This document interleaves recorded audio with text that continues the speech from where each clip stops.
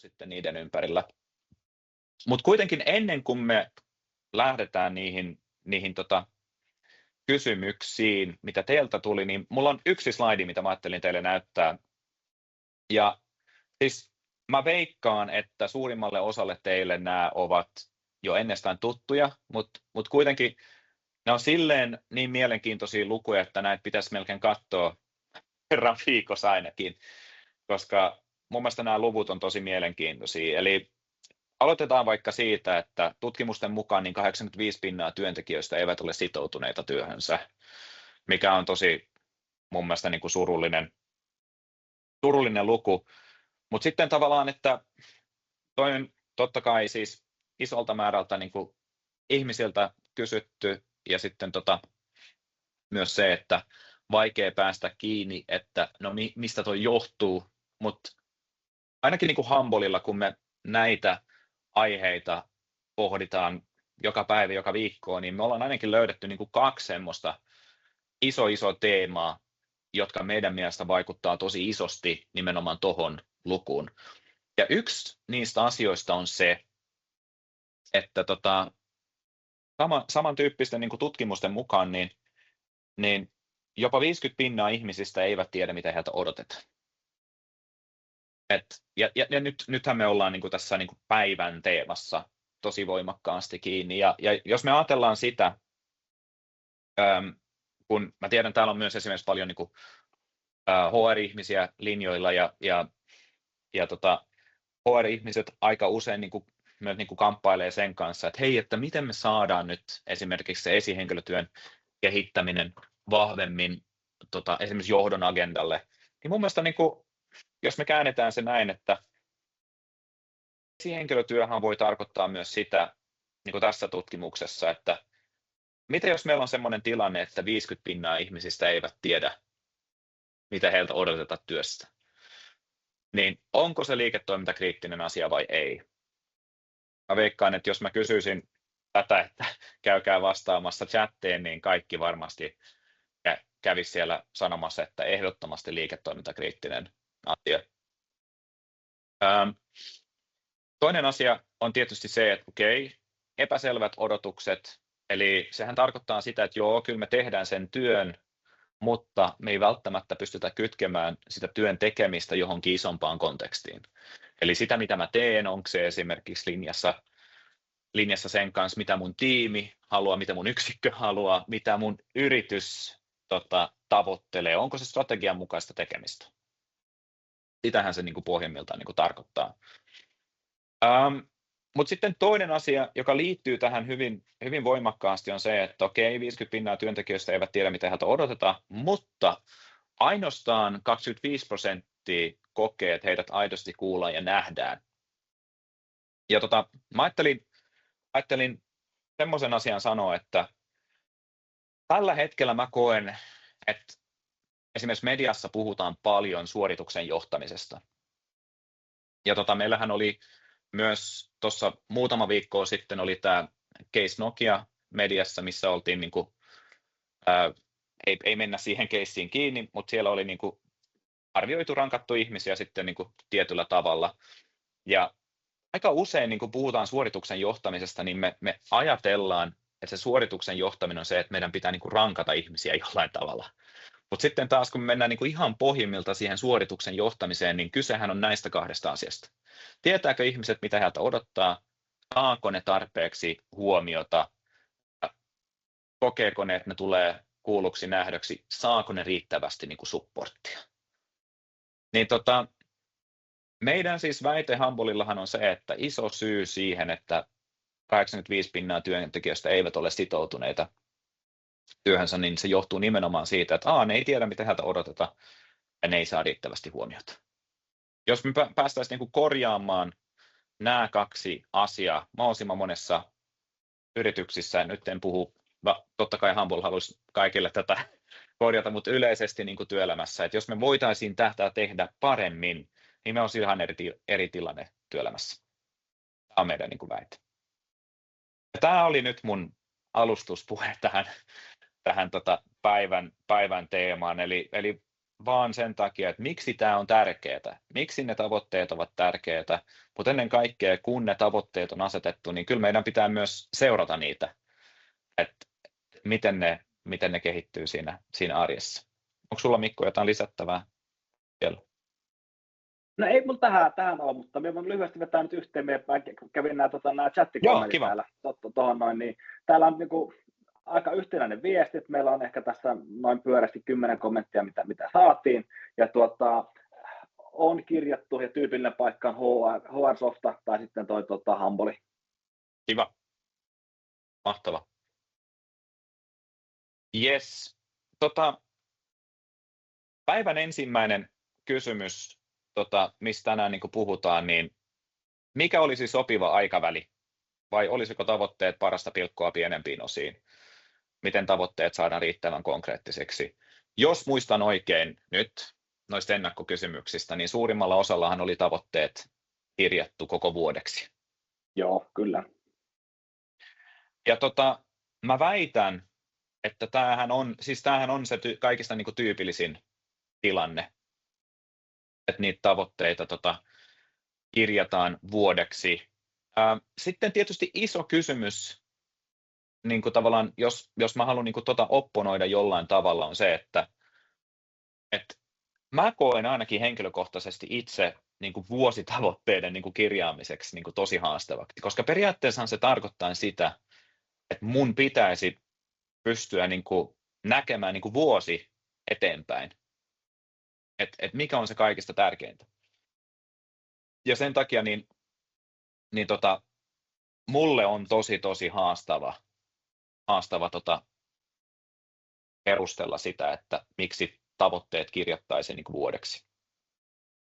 Mutta se, mitä mä niin kuin tavallaan, niin kuin, jos me ajatellaan tätä kysyjää, niin mä voisin kuvitella, että mikä on niin kuin sopiva aikaväli, niin kaikki pitää mun mielestä lähteä liikkeelle siitä, että minkälainen se liiketoiminta on.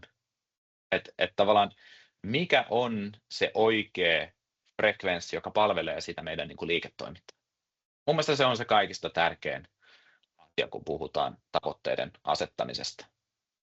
Ja sitten taas, kun johdetaan niin kuin sitä tiimiä, niin ainakin itselle, niin se, että mun pitäisi pystyä katsomaan niin kuin vuosi eteenpäin ja määritellä ne tärkeimmät niin kuin prioriteetit, niin se tuntuu ainakin itselle niin kuin tosi haastavalta.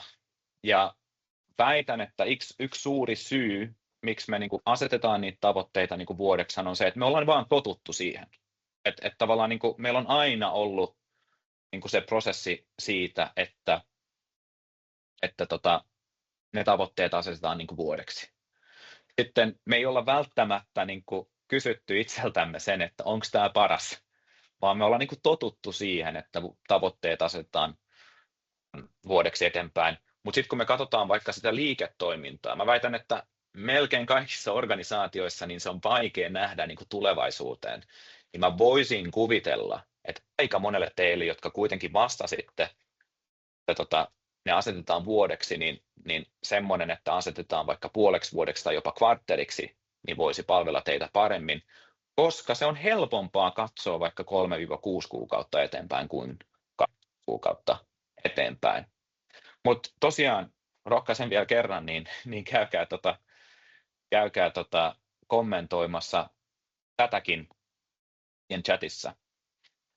Se, mitä mä ajattelin niin kuin sanoa tähän, että jos on tarvetta siihen, että saadaan tämmöinen eli tavallaan niin kuin siirtyä pois tämmöisestä niin kuin kerran vuodessa tapahtuvasta tavoiteasetantamallista, niin kannattaa sen miettiä siitä näkökulmasta tosiaan, että mikä palvelee meitä parhaiten siinä liiketoiminnassa, mutta B, mitkä ovat ne meidän muut rakenteet niin kuin niiden tavoitteiden asettamisen ympärillä. Mä heitän teille esimerkin siitä, että miten me sitä tehdään.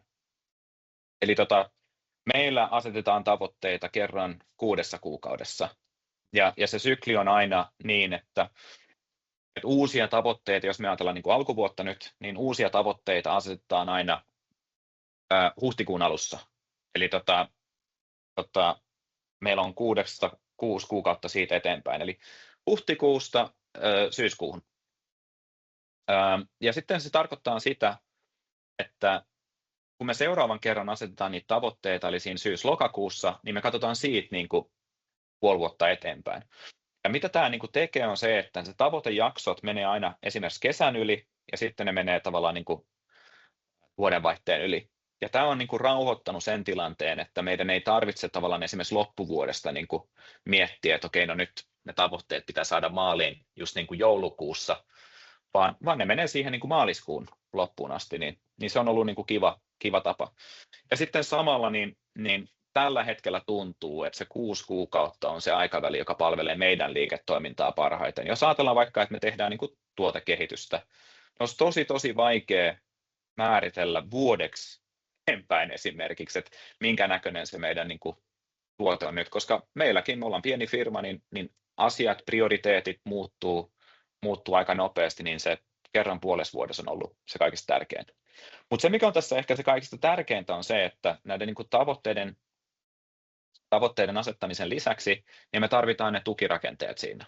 Ja meillä on siinä 2, eli esimerkiksi sitä, että me käydään kerran viikossa viikkopalaveri, joka on sellainen aika operatiivinen palaveri, eli siellä katsotaan nimenomaan, että mikä on ne priot tällä viikolla ja jos on jotain nostoja ja niin poispäin. Mutta sitten meillä on kerran 2-3 viikossa one-to-one keskustelu, mikä on enemmän niin kuin yksilökeskustelu, missä katsotaan ne yksilötavoitteet sitten läpi, että miten ne ovat edenneet. Ja sitten tavallaan nämä 3 rakennetta, eli ne tavoitteet, ne viikkopalaverit ja one-to-oneit, niin sen muodostaa niin kuin systeemin. Eli tavallaan systeemin, joka tavallaan toistuu koko ajan. Ja se systeemi taas tuo mun mielestä, niin kuin jos mä ajattelen niin kuin esihenkilön näkökulmasta, niin se systeemi tuo rauha sekä mulle esihenkilönä että sitten niin kuin tiimille. Kaikki ovat tottuneita siihen, että hei, että keväällä kun tulee uusi tavoitejakso, yleensä me lähdetään esimerkiksi rukalle silloin. Ja siellä asetetaan niin kuin uusia tavoitteita 6 kuukaudeksi eteenpäin. Sitten syksyllä taas tehdään joku toinen pikkureissu jonnekin ja asetetaan tavoitteita. Eli tavallaan mitä mä haluaisin niin kuin tälle kysyjälle tavallaan niin kuin sanon niin kuin loppukaneettina on se, että jos ei organisaatiolta nyt tulee tämmöinen niin sanottu systeemi, niin luo semmoinen oma systeemi, joka palvelee sua siinä, että miten sä johdat sitä tiimiä. Ja mieti just se, että no mikä on se tavallaan paras rytmi, joka palvelee sua siinä, että miten johdat sitä tiimiä. Onko se vuodeksi, onko se puoleksi vuodeksi vai onko se kvartteriksi, kun asetetaan niitä tavoitteita. Mutta ennen kaikkea, että mitä muita tukirakenteita sulla sitten on niiden tavoitteiden ympärillä, joka auttaa sua johtamaan sitä tiimiä. Mulla on Andy täällä pari kommenttia tullut, mitä voisin... Kiva. Ajatus on niin hyvä tässä, niin nappaan tästä, niin täällä on ensimmäinen kommentti on tullut, että mielestäni nämä tavoitteet vuodeksi on paras, mutta nyt jälkikäteen katsottuna, niin ne ampui itseänsä jalkaan, kun viime vuonna pistettiin kaikki tavoitteet vuodeksi, ja he järjestelmät vaihdettiin sitten kesken vuoden, mikä johti taas siihen, että ne tavoitteet sitten meni metsään, eikä niihin päästy, ja ne jälkikäteen ajateltuna olisi ehkä ollut parempi pistää vaikka kvartaaleittain ne tavoitteet sitten. Joo. Mutta mä en ihan sanonut, oliko se haaste, se niinku työkalu vai se, että ylipäätänsä tavallaan se toinen frekvenssi olisi ollut parempi? Joo, me ymmärretään näin, että tästä ehkä puuttuu just tämä tietynlainen systeemi nyt ympäriltä, eli kun ne oli kirjattu johonkin tiettyyn niin kuin systeemiin, ja systeemit vaihtui niin vuoden aikana, ja sen jälkeen ne vähän niin kuin jää sinne, ja sen jälkeen, tiedätkö, ehkä ne ei enää samalla tavalla elänyt siinä arjessa, mitä oli alun perin suunniteltu, ja sen takia alettiin tekemään ehkä muita juttuja, ja se meni metsään, ja tästä kohtaa ne lyhyemmät pätkät olisi ehkä ollut fiksummin sitten tehty. Joo, kyllä. Sitten täällä on toinen kommentti kanssa. Joo, toinen vielä kanssa, eli puhuttiin, että meidän tarkastellaan tavoitteita kesän korvilla, ja ainakin itselleni viime vuonna minne säädettiin vielä silloin. Eli tavoitteet säädetään sitten vuoden mittaan, niin kuulostaa ihan viksulta. Joo, juuri näin. Very good. Mennään eteenpäin. Miten asettaa selkeät tavoitteet ja seurata niiden kehittymistä kasvuyrityksissä, jossa tilanteet ja prioriteetit muuttuvat jatkuvasti? Tämähän koskettaa nimenomaan erityisesti totta kai niin kuin kasvuyrityksiä, mutta kyllä mä väitän, että aika monessa firmoissa tällä hetkellä niin se ympäristö muuttuu niin kuin tosi voimakkaasti. Eli siellä tulee niin paljon näitä ulkopuolisia tavallaan niin kuin syötteitä, jotka muuttaa sitä niin kuin liiketoiminnan tai niin kuin organisaation niin kuin luonnetta, niin sekin tavallaan niin kuin mun mielestä perustelee sitä, että kannattaako meidän niin kuin koittaa koko ajan miettiä niin kuin vuodeksi eteenpäin, vai onko niin kuin toinen niin kuin sykli niin kuin parempi. Mutta tavallaan, mitä mä haluaisin kysyjälle sanoa tavallaan tässä, mun mielestä, niin, jos mä ajatellaan, niin kuin, mä ymmärrän tosi hyvin tämä, että kun ollaan niin kuin kasvuyrityksessä ja nimenomaan ne tilanteet ja ne prioriteetit muuttuu ihan jatkuvasti, mutta pyrkikää kuitenkin siihen, että koittakaa rauhoittaa se tilanne esimerkiksi kvartteriksi. Että tavallaan, niin kuin, että kvartteri kerrallaan edes, jos näin sanon, niin koittakaa niin kuin luoda tavallaan ne prioriteetit. 3 kuukautta on kuitenkin aika lyhyt aika. Totta kai nyt mä en tunne kysyjää eikä sitä ympäristöä, mutta mä väitän, että se kvartteri antaa myös sille tiimille tosi paljon niin kuin rauhaa, koska se ympäristö muuttuu niin voimakkaasti. Eli tavallaan yksi funktio mun mielestä näissä niin kuin tavoitteissahan on se, että niiden pitää toimia kompassina. Ja silloinhan se tarkoittaa just sitä, että joo, nyt ne tilanteet, ne prioriteetit, tulee tosi paljon tavallaan niin kuin syötteitä joka paikasta, ja ihmiset menee niin kuin sekaisin siitä, että mitä mun pitäisi tehdä, mutta hei, meillä on kuitenkin nyt nämä meidän 3 tai 5 kaikista tärkeimmät priot määritelty 3 vuodeksi eteenpäin. Eli koittakaa rauhoittaa tavallaan niin kuin siihen. Mä väitän, että se on mahdollista. Totta kai mä en voi sun puolesta sanoa, että sä teet väärin tai jotain, mutta koittakaa rauhoittaa niin kuin sen verran. Ja mulle ehkä niin kuin se suurin driveri, miksi mä niin kuin kannustan siihen, on se, että se antaa niin paljon sitä rauhaa sille tiimille, kun tulee niin paljon niitä syötteitä. Et jos mä kuitenkin niin kuin teen tätä, mikä on määritelty, niin mä tiedän, että mä teen oikeita juttuja. Ja tähän liittyy myös niin kuin tämä systeemiajattelu, että jos tavallaan ajatellaan, että me jaetaan se vuosi sitten kvarttereittain, niin kuin tässä tapauksessa, niin silloinhan se tarkoittaa sitä, että kun Q1 alkaa, niin sittenhän se alkaa siitä, että mietitään, että okei, mitkä ovat ne meidän 3 tai 5 kaikista tärkeimmät priot niin kuin tälle kvartterille ja niihin liittyvät niin kuin toimenpiteet. Ja sittenhän se tarkoittaa sitä, että kun Q2 alkaa, niin käydään läpi se, että hei, miten ne meni, nyt asetetaan uusia sitten Q2. Ja kyllähän niin kuin tämmöinen kerran 3 kuukaudessa tapahtuva niin kuin tavallaan niin kuin arviointi, priorisoinnin asettamista, niin nehän antaa tosi paljon sitä turvaa sille tiimille, että kun opitaan siihen niin mä väitän, että se on niin kuin suurin juttu siinä. Mitäs Mikko, onko tullut jotain sinne chattiin? No ihan tässä niin kuin taputetaan sun tahtiin kyllä täällä, että on todettu, että toimintaympäristön muutokset ja epävarmuus lähes vuosittain laittaa sitten tavoitteiden saavuttamisen niin kuin mietityt konkreettiset toimenpiteet uusiksi ja jopa estää niiden toteutumista sitten kokonaan. Että se, että tarkastellaan, niin on tärkeää. Joo, very good. Hei, mennään eteenpäin. Mä en ole kertaankaan katsonut kelloa, mutta ilmeisesti meillä on ihan hyvin aikaa vielä. Hei, tässä oli 2 kysymystä, jotka liittyy aika voimakkaasti niin kuin toisteensa. Eli nyt jos me ajatellaan, että tässä on niin kuin kaksi kysyjää niin kuin 2 eri näkökulmasta, 2 eri tarvetta, jos näin niin kuin sanotaan. Eli miten lähtee asettamaan merkityksellisiä tavoitteita ilman johdolta tulevia tavoitteita versus sitten se, että kuinka paljon henkilöstöä tulisi osallistaa tavoitteen asetannassa, jotta yrityksen kunnianhimo silti säilyy, eikä tavoitteista tule liian helppoja. Ja näähän on molemmat niin kuin super niin kuin relevantteja. Jos me aloitetaan tuosta ekasta, että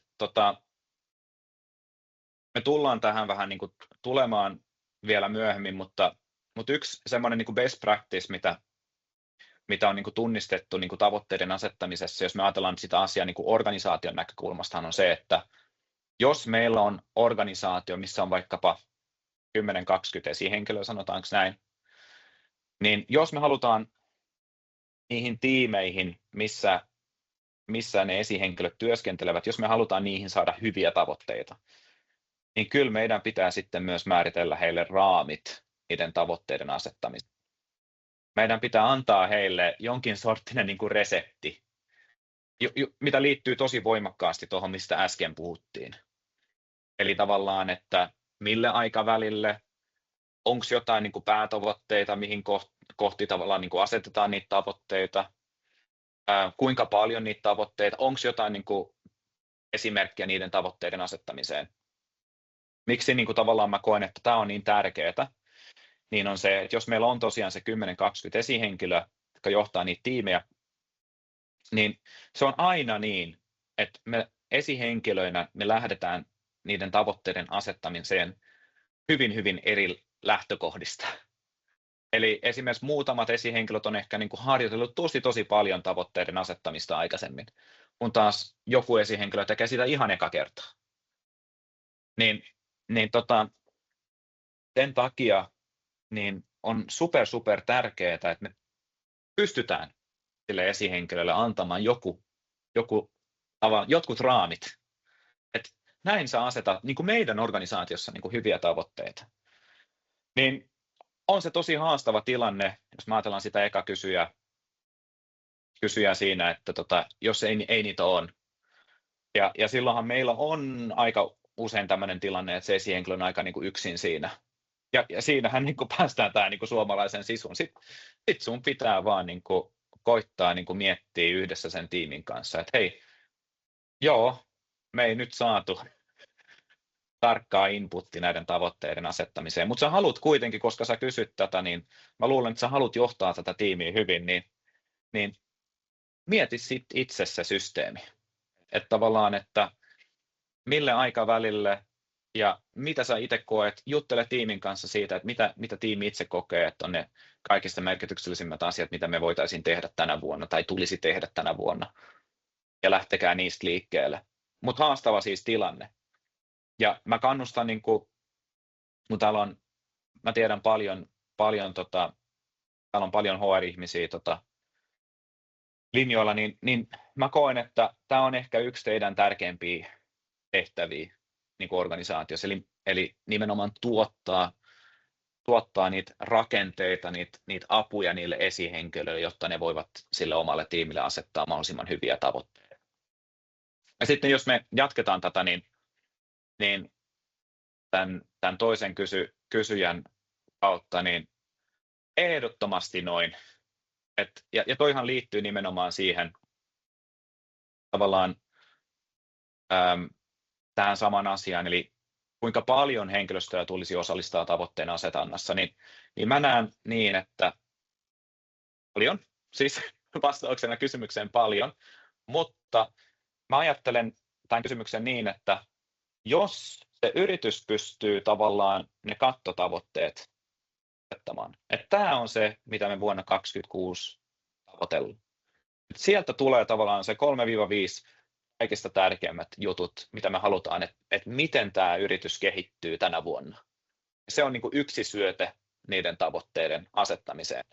Mutta sitten taas se tiimi pohtii, että okei, jos tämä on se tavoitetila niin kuin yrityksessä, niin miten me tiiminä niin kuin kontribuoidaan. Ja sitten kun tiimi on tehnyt sen ensimmäisen ehdotuksen siitä, niin siitä sitten vielä keskustelu, missä tätä voidaan niin kuin kalibroida. Koska mä ymmärrän tosi hyvin tämän kysyjän tavallaan niin kuin ajatus tässä, että aika useinhan me laitetaan ne tavoitteet liian niin kuin tavallaan niin kuin mataliksi siinä, tai rima liian matalaksi. Mutta mitä paremmin pystytään kertomaan, että tämä on se, mitä tavoitellaan, mutta myös, että se tiimi saa itse miettiä, että miten me parhaiten kontribuoidaan tähän, ja että siihen vielä liittyy joku kalibrointikeskustelu, ja yhdessä sitten hyväksytään ne lopulliset tavoitteet, niin näen, että se on se kaikista tärkein, kaikista parasta. Ihmiset kuitenkin haluaa tuntea sen, että ne voivat itse olla mukana vaikuttamassa siihen, että mitä ollaan niin kuin tekemässä. Ja tässähän nyt oli 2 ihan erityyppistä keissiä, molemmat niin kuin tosi relevantteja, jos me ajatellaan, että minkälainen se työelämä on tällä hetkellä. Jes, mennäänkö eteenpäin? Onko Mikko Mennään tullut eteenpäin. vielä jotain? Ei tullut mitään uutta tähän, niin ei muuta kuin mennä eteenpäin. Että meillä on aika menee jälleen kerran nopeasti kyllä. Meillä on 19 minsaa. Okei, katsoppa vaan. Jes.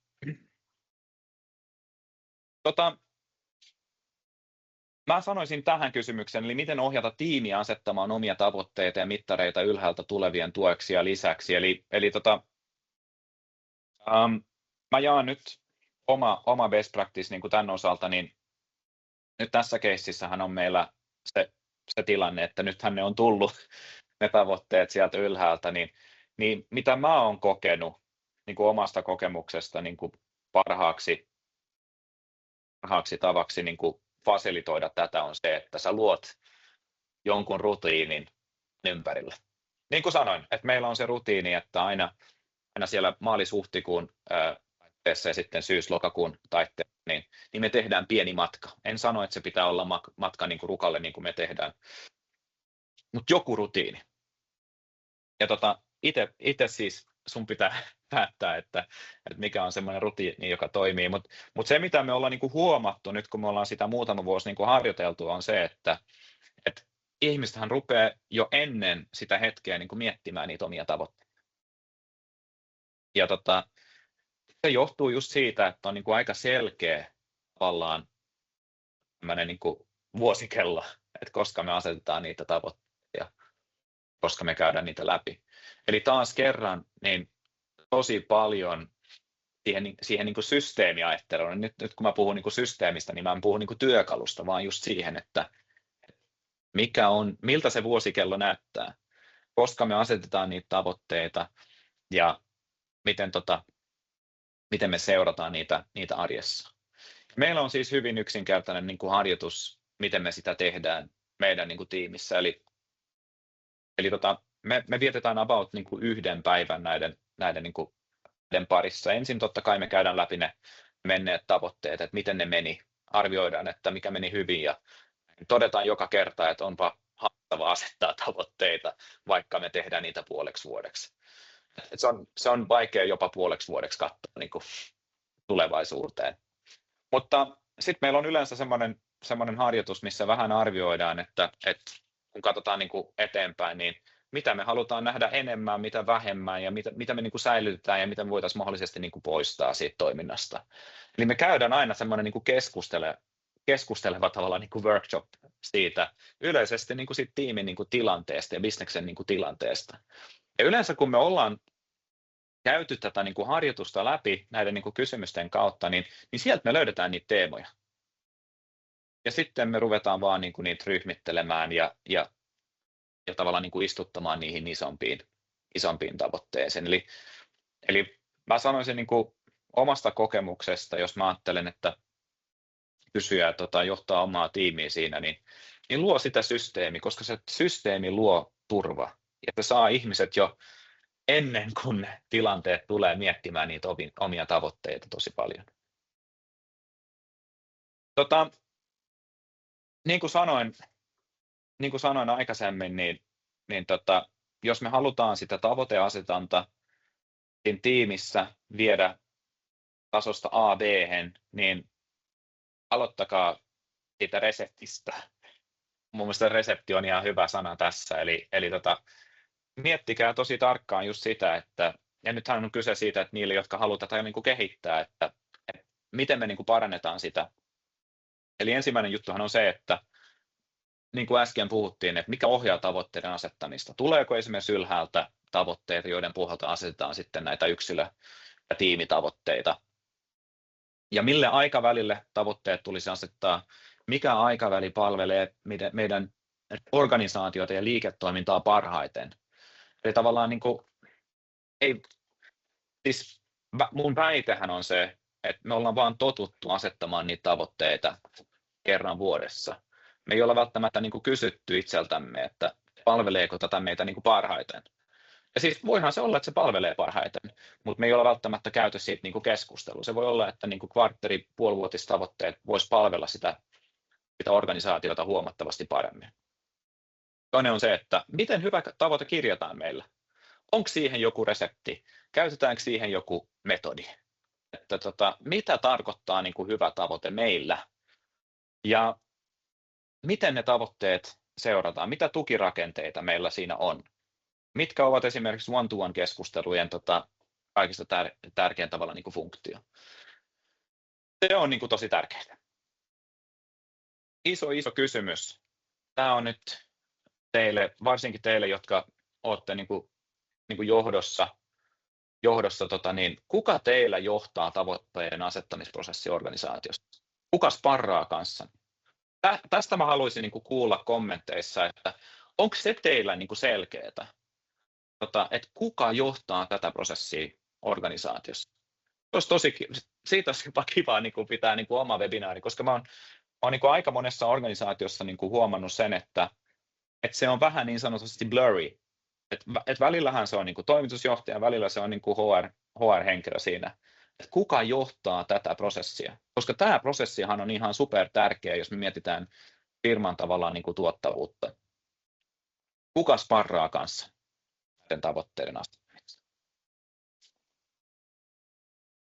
Vika aihe. Simppeleitä ja konkreettisia neuvoja tavoitteiden asettamiseen erilaisissa asiantuntijarooleissa. Aikaisemmin nyt tähän asti, niin me ollaan puhuttu tosi paljon niin kuin rakenteista ja me huomattiin noista kysymyksistä, että tosi paljon niitä teidän kysymyksiä, niin ne liittyy nimenomaan niihin niin kuin rakenteisiin.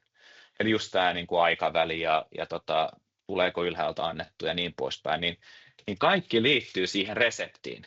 Ja vielä taas kerran, että jos sä haluat esimerkiksi toimitusjohtajana niin kuin, panostaa niiden tavoitteiden asettamiseen, viedä sen niin kuin tasosta A B-hen, niin se resepti pitää olla tosi selkeä, koska se resepti on niin kuin lähtökohta siihen, että miten me asetetaan niitä tavoitteita. Mutta nyt mennään pois siitä reseptistä, tai siis isosta kuvasta enemmän siihen niin kuin tosi yksinkertaisiin, simppeleihin, konkreettisiin neuvoihin niiden tavoitteiden asettamiseen, koska tämäkin voi olla hyvin haastava. Ja täällä meillä on niin kuin Mikon kanssa muutama esimerkki, mitä me haluttaisiin niin kuin jakaa. Hyvä tavoite, jos me aloitetaan siitä, niin sehän on jollain tavalla asetettu yhdessä. Ei tule vaan niin kuin annettuna. Jos me ajatellaan sitä kysyjää siinä aikaisemmin, että ne vaan tulee annettuna, niin lisääkö se niin kuin sitoutuneisuutta niiden tavoitteisiin vai onko se niin kuin yhteinen kalibrointi niin kuin paras? Mä olen ehdottomasti sitä mieltä, että sekä se esihenkilö että se tiimiläinen pitää saada miettiä sitä tavoitetta, koska muuten siihen on vaikea sitoutua. Toinen on se, että se pitää toimia kompassina, antaa suuntaa, merkityksellisyyttä siihen työhön. Se on sellainen, että siitä jutellaan jatkuvasti, ei vaan kehityskeskustelun ja sen niin kuin mid-year reviewn niin kuin kohdalla, vaan ne pitää olla läsnä sekä niissä viikkopalaverissa, niissä one-on-oneissa, eli tavallaan ei nyt välttämättä jokaisessa one-to-oneissa, mutta esimerkiksi kerran kuussa, että palataan niihin tavoitteisiin. Käydään keskustelu siitä, että miten ne tavoitteet on edistetty, missä sä tarvitset niissä jeesiä ja niin poispäin. Ennen kaikkea, että se auttaa mua ymmärtämään, miten se oma tekeminen vaikuttaa johonkin isompaan kokonaisuuteen. Näin. Niin siellä on muutama asia, mikä liittyy näiden niin kuin hyvien tavoitteiden asettamiseen. Nyt kun me mennään siihen, että no miten mä voin esimerkiksi kirjata hyvä tavoite, niin me ollaan luotu semmoinen super yksinkertainen malli tähän, mitä te saatte varastaa, jos olette, että tästä on jotain hyötyä. Eli nyt mennään tosiaan niin kuin tosi konkretiaan. Eli ja tämä liittyy siihen, että miten mä kirjaan hyviä tavoitteita itselleni tai tiimin jäsenelle, niin tässä on esimerkki. Aloita esimerkiksi verbillä. Aloita aina niin kuin esimerkiksi sanalla vähennä, opi, kasvata, varmista, saavuta. Sitten sen jälkeen siirrytään siihen, että no mitä haluat esimerkiksi tässä varmistaa. Esimerkiksi se myyntitavoite. Ja sitten viimeisenä sä voit siihen lisätä myös, että no missä sä haluat tämän niin kuin tapahtuvan. No esimerkiksi ohjelmistoliiketoiminnassa mun esimerkki. Eli varmistaa, että saavutamme myyntitavoitteen ohjelmistoliiketoiminnassa. Nyt nämä mun esimerkit ei välttämättä ole niin kuin teille relevantteja, mutta tämä malli on tässä niin kuin se kaikista tärkein. Otan teille muutaman esimerkin. Ja mitä me huomattiin näistä ennakkokysymyksistä, niin tähän tuli paljon kysymyksiä, että just esimerkiksi tämmöisestä niin kuin perusasiantuntijarooleista, nythän me puhutaan niin kuin myyntitavoitteista, mutta esimerkiksi tämmöisessä niin kuin asiantuntijaroolissa, niin miten mä saan sinne mitattavia tavoitteita, niin siihen me ollaan vähän panostettu. Se, mikä viimeistelee aina niin kuin hyvän tavoitteen, eli nythän mä kirjasin vaan niin kuin sen yläotsikon siinä, että se on jollain tavalla helposti ja konkreettisesti mitattavissa. Ja tuohon niin kuin äskeiseen tavoitteeseen meillä on niin kuin tosi helppo aina lyödä tavallaan niin kuin se vikamittari, joka on aina niin kuin esimerkiksi tässä tapauksessa 1000. Mutta se 200 000 taas niin kuin tämmöisen niin kuin kovana mittarin, niin sehän ei kerro mitään meillä siitä, että missä päin sitä niin kuin tavoitematkaa niin kuin ollaan. Ja mikä on niin kuin esimerkiksi tavallaan niin kuin ennustettavuus siinä, että tuleeko se 200 000 saavuttamaan. Niin sen takia niin, me puhutaan tavoitematkasta. Eli parhaat mittarit, niin ne kuvaa sen koko tavoitematkan. Nyt jos mulla on joku tavoite, mä oon kirjoittanut sen tuolla tavalla kuin miten mä äsken kirjasin, niin nyt mä haluan tälle keksiä 3 mittaria. Jos mä ajattelen, että se mittari pitäisi muodostaa sitä koko tavoitematkaa, niin minkälainen mittari kuvaa sitten kukin vaihe? Matkahan aina alkaa, eli tavallaan mulla on joku mittari, joka kuvaa sen, että mä oon päässyt tavallaan liikkeelle. Sitten mulla on toinen tavallaan mittari, joka siihen tavoitteeseen liittyy, joka kuvaa sen, että mulla on se toteutus tavallaan niin kuin työn alla ja se etenee konkreettisesti. Ja sitten mulla on joku päämäärä, eli mä oon saanut jonkun konkreettisen muutoksen aikaiseksi. Ja tämä voi kuulostaa nyt vähän niin kuin fluffilta, mutta pian päästään niin kuin konkreettisiin esimerkkeihin.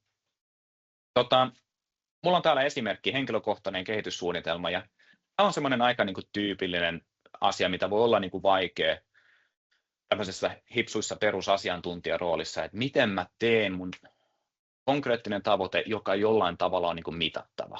Tässä on yksi esimerkki siitä.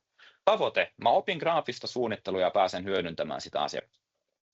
No, miten mä niin kuin pystyisin niin kuin mittaamaan, se voi tuntua niin kuin tosi haastavalta.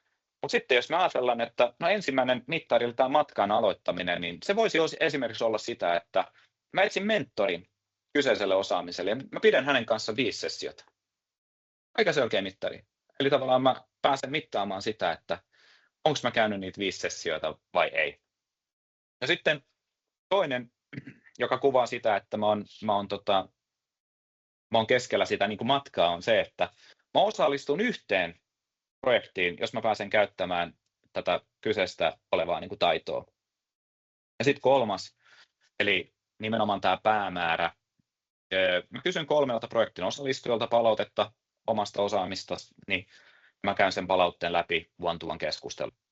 Sitten myös, että mä kirjoitan yhden, esimerkiksi blogin tai case-kuvauksen, tai mä pidän tiimille esityksen, missä mä jaan omat opit uudesta osaamisesta oppimisesta. Olisi kiva kuulla, mitä mieltä te olette tämän tyyppisestä. Onko tämä niin kuin tosi super clear tavallaan, että näinhän me tehdään jo nyt, vai voisiko tämän tyyppinen niin kuin malli auttaa tekemään tämän tyyppisistä tavoitteista vielä konkreettisempia? Laittakaa viesti tuonne niin kuin chattiin. Toinen esimerkki, työtyytyväisyyden kehittäminen. Siellä oli myös just paljon kommentteja siitä, että hei, mä työskentelen HR:ssä, että miten mä tavallaan teen mittareita oman tavallaan työtavoitteisiin. Tavoite kasvata työtyytyväisyys tuotannossa. Matkan aloittaminen, haastattele 5 tiimiä heidän nykyisestä tilanteesta, toteuta 10 tunnistettua toimenpidettä työtyytyväisyyden kasvattamiseksi, eli niiden haastatteluiden perusteella. 3. No mikä on se sun päämäärä? No esimerkiksi se, kasvata se Employee Net Promoter Score 10-30, se on niin kuin sun päämäärä. Joo, mä tiedän, sä et pääse vaikuttamaan siihen lopulliseen mittariin. Siihen on tosi monta muuttujaa, mutta ainakin tavallaan tämmöinen niin kuin malli voisi siihen auttaa, ja se lopullinen päämäärä voisi olla tapauksessa varmasti parempi. Mutta tällä tavalla omasta mielestä, eli tavallaan nythän tämähän on tietynlainen niin kuin resepti, niin saat aika yksinkertaisella tavalla tämmöinen niin kuin asiantuntijan tavoite kirjattu tämmöiseen tiettyyn reseptiin, joka tekee siitä aika selkeän ja että siinä on selkeää. Vielä 5 kohdan muistilista tavoitteista lopuksi. Älä aseta tavoitteita vaan asettamisen vuoksi. Mun mielestä se tavoite, sillä pitää olla se pitää olla niin kuin konkreettinen työkalu ja kompassi siellä työn tekemiselle. Mieti tarkkaan, millainen tavoiteasetannan malli toimii juuri meidän yhteisössä tai meidän tiimissä. Esimerkiksi niin kuin puhuttiin, se frekvenssi, se määrä ja niin poispäin. Et tavoitteet on pakko olla läsnä niissä arjen keskusteluissa, esimerkiksi one-on-oneissa. Mutta älä tavallaan niin kuin takeru myöskään siihen, että tavoitteet pitää olla niin kuin täydellisesti kirjattu jonkun tietyn ismin mukaisesti. Tärkeintä on, että ne on niin kuin ymmärrettäviä ja ne ohjaa sitä arkea. Ja sitten olkaa kriittisiä siihen, että hei, jos tämä ei toimi, muuttakaa. Niin kuin tavallaan niin kuin pitäkää niin kuin silmät ja korvat auki, että mitä toimii, mitä ei. Ja siihenhän toimii tosi hyvin just tämmöinen niin kuin lyhyempi frekvenssi. Että okei, Q1 meni ihan semi-okosti, mutta Q2 parannetaan tämä ja tämä. Näin.